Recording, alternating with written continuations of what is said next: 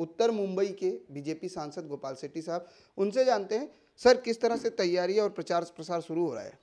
देखिए, भारतीय जनता पार्टी के लोगों के लिए कोई चुनाव में अलग से तैयारी होती नहीं है। हम लोग एक चुनाव पूरा होने के बाद में दूसरे चुनाव के लिए काम करने लग जाते हैं जनता का। वही चुनाव की तैयारी होती है। जनता का काम करो, वही चुनाव की तैयारी है। हमारी पार्टी ऐसे नहीं कि भाई 5 साल घर पे बैठे रहे और फिर चुनाव आ गए तो मैदान में निकल गए, जैसे अन्य पार्टी के लोग काम करते हैं। ऐसा हमारा पार्टी का नहीं है।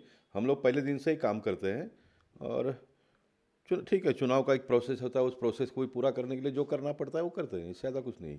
जिस तरह से तृणमूल कांग्रेस की अध्यक्ष और मुख्यमंत्री ममता बनर्जी ने कहा कि चुनाव आयोग को तारीख बढ़ानी चाहिए क्योंकि रमजान है, क्या लगता है इफेक्ट होगा मुस्लिम वोटरों का, क्या कहेंगे? देखिए, विपक्ष के लोगों को हार नज़र के सामने दिखाई दे रही है, इसलिए बहाने ढूंढ रहे।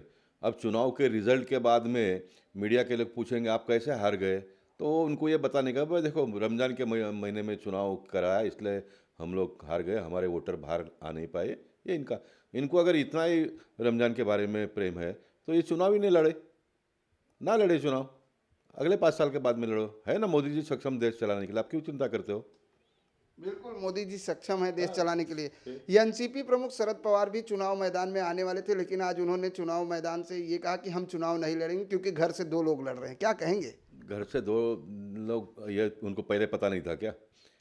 शरद पवार साहब इतने बड़े नेता है, उनको पता चलना चाहिए था कि वो गत बार भी उन्होंने कहा था कि अभी मेरे अंतिम जो चुनाव है और बच्चे जब घर में बड़े हो रहे तो फिर, लेकिन उनको ऐसा लगा कि ये सब जो माहौल बन रहा है तो फिर एक बार प्राइम मिनिस्टर बनने का मौका अगर मिलता है तो फिर मैंने लड़ना चाहिए।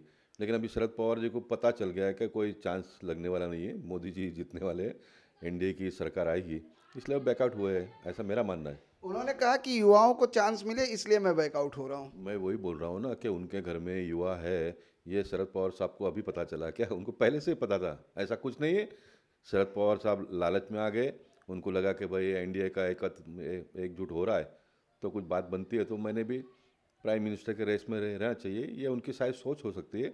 लेकिन कुल मिलकर जो वातावरण देश में बना है या बन रहा है, उससे शरद पवार एक बहुत बड़े राजनेता है, पॉलिटिशियन है, उनको बहुत दूर का दिखाई देता है और उनको ये दिखना प्रारंभ हो गया है कि मोदी जी प्राइम मिनिस्टर बनने वाले हैं, एनडीए की सरकार आएगी। एनडीए की सरकार आएगी। गोपाल शेट्टी साहब, एक सवाल थोड़ा हटके, हाल ही में आपको गीता से सम्मान दिया गया, आपने कहा प्रशासन और पुलिस अधिकारियों को भी गीता दी जाए, क्या वजह मानते हैं इस तरह से? देखिए, देश के हर नागरिक को गीता देना चाहिए। मैं मानता हूँ कि अभी उसमें कोई वाद विवाद में मैं जाना नहीं चाहता हूँ। हिंदुओं को गीता दो, मुस्लिमों को कुरान दो, कैथलिक लोगों को बाइबल दो, सिख लोगों को गुरु ग्रंथ जो है वो दीजिए। हर आदमी का जो गीता है हिंदुओं के लिए वो एक धर्म का आस्था है।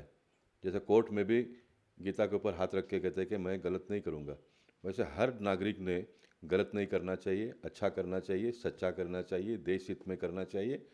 तो उसमें पुलिस अधिकारी, पॉलिटिशियन सब लोग आ जाते हैं, सब लोग आ जाते हैं। बिल्कुल, सब हर किसी को सम्मान देना चाहिए क्योंकि हिंदू धर्म में गीता, मुस्लिम धर्म में कुरान, बाइबल, ऐसे तमाम धर्म ग्रंथ हैं। लेकिन जिस तरीके से बात की जाए लोकसभा चुनाव को लेकर, कहीं ना कहीं अब बीजेपी पूरी तरीके से कमर कस चुकी है क्योंकि चुनाव के डेट निर्धारित हो चुके हैं।